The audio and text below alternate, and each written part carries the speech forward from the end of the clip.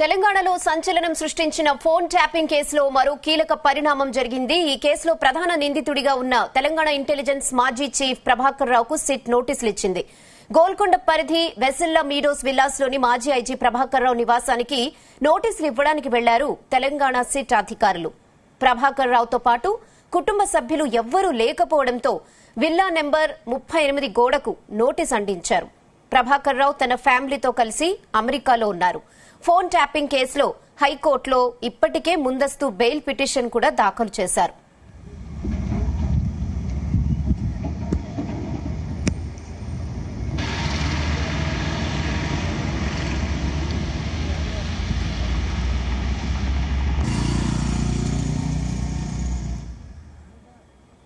తెలంగాణలో సంచలనం సృష్టించిన ఫోన్ ట్యాపింగ్ కేసులో మరో కీలక పరిణామం జరిగింది. ఈ కేసులో ప్రధాన నిందితుడిగా ఉన్న తెలంగాణ ఇంటెలిజెన్స్ మాజీ చీఫ్ ప్రభాకర్ రావుకు సిట్ నోటీసులు ఇచ్చింది. గోల్కొండ పరిధి వెసెల్లా మీడోస్ విల్లాస్లోని మాజీ ఐజీ ప్రభాకర్ రావు నివాసానికి నోటీసులు ఇవ్వడానికి వెళ్లారు తెలంగాణ సిట్ అధికారులు. ప్రభాకర్ రావుతో పాటు కుటుంబ సభ్యులెవ్వరూ లేకపోవడంతో విల్లా నెంబర్ 38 గోడకు నోటీసు అంటించారు. ప్రభాకర్ రావు తన ఫ్యామిలీతో కలిసి అమెరికాలో ఉన్నారు. ఫోన్ ట్యాపింగ్ కేసులో హైకోర్టులో ఇప్పటికే ముందస్తు బెయిల్ పిటిషన్ దాఖలు చేశారు.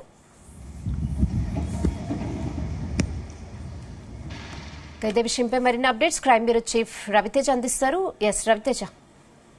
ఫోన్ ట్యాపింగ్ కేసులో ప్రధాన నిందితుడిగా ఉన్నటువంటి ప్రభాకర్ రావు చాలా రోజులుగా దర్యాప్తు సంస్థకు అందుబాటులో లేకపోవడము, తను విచారణ పేరుతో ఎన్నిసార్లు నోటీసులు అందజేసినా స్పందించకపోవడంతో ఈరోజు ఏకంగా సిట్ బృందం గోల్కొండ పరిధిలో ఉన్నటువంటి తన ఇంటికి చేరుకొని వెసెల్లా మీడోస్ విల్లాస్ లో ఉన్నటువంటి విల్లా నెంబర్ 38 కు వెళ్లి అక్కడ సిట్ అధికారులు ఒక నోటీసులు అందజేశారు. ఒకవేళ వారి కుటుంబ సభ్యులు ఉంటే వారి చేతికి అందజేయాలనుకుంటున్నారు. కానీ ఎవరు కూడా లేకపోవడంతో మాత్రం ప్రభాకర్ రావు ఇంటికి నోటీసులు అందజేసి సిట్ అధికారులు చేపడుతున్నటువంటి విచారణలో మీరు కీలకమైనటువంటి నిందితుడు, మీరు సిట్ కార్యాలయం ముందు హాజరవ్వాలంటూ కూడా ఈ నోటీసులు అందజేశారు. ఇప్పటికే అతను సుప్రీంకోర్టులో ఒక పిటిషన్ దాఖలు చేయడం జరిగింది. మళ్ళీ హైకోర్టులో ఒక పిటిషన్ దాఖలు చేసి తనను అరెస్ట్ చేయకుండా ముందస్తు బెయిల్ కావాలంటూ కూడా ప్రభాకర్ రావు ఈ పిటిషన్ దాఖలు చేయడం జరిగింది. దీనిపైన హైకోర్టు ఇంకా విచారణ జరపాల్సి ఉంది.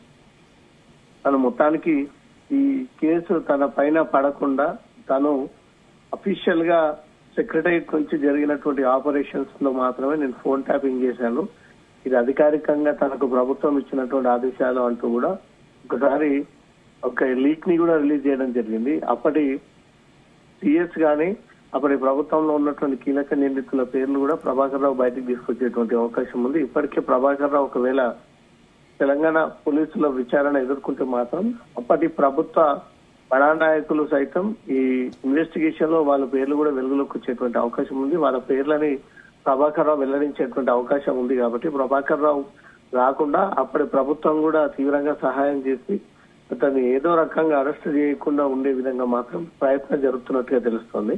కానీ సిట్ మాత్రం ఎన్ని రోజులైనా సరే, ఎన్ని రోజులు కనిపించకున్నా సరే సిట్ మాత్రం మేము అనుకునే విధంగా ప్రభాకర్ రావు ఇక్కడికి చేరుకుంటే క్వశ్చన్ చేస్తామే తప్ప అరెస్ట్ చేయమన్న ఒక ఆలోచనలో సిట్ ఉన్నట్టుగా తెలుస్తోంది. ఇతను చాలా రోజులుగా అందుబాటులో లేకపోవడము, అమెరికాలోనే స్థిరపై ఉండిపోవడము, తను ఒకసారి హెల్త్ పేషెంట్ అని, ఇంకొకసారి ఆరోగ్యం బాలేదని రకరకాల కారణాలు చెప్తూ ప్రభాకర్ రావు మాత్రం ఇప్పటి వరకు తెలంగాణలో అడుగు పెట్టుకోవడంపై చూస్తూ ఉంటుంటే తను తప్పించుకునేటువంటి ప్రయత్నాలు చేస్తా ఉన్నారంటూ మాత్రం దర్యాప్తు సంస్థలు నేరుగా వెళ్లి ఈ నోటీసులు అందజేయడం జరిగింది. Rehana. Okay Raviteja, thanks for the updates.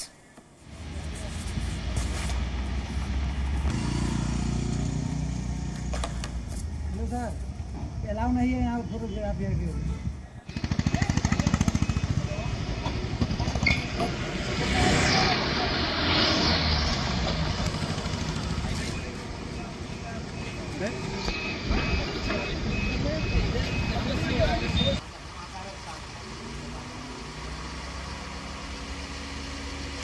తీసుకుంటున్నా.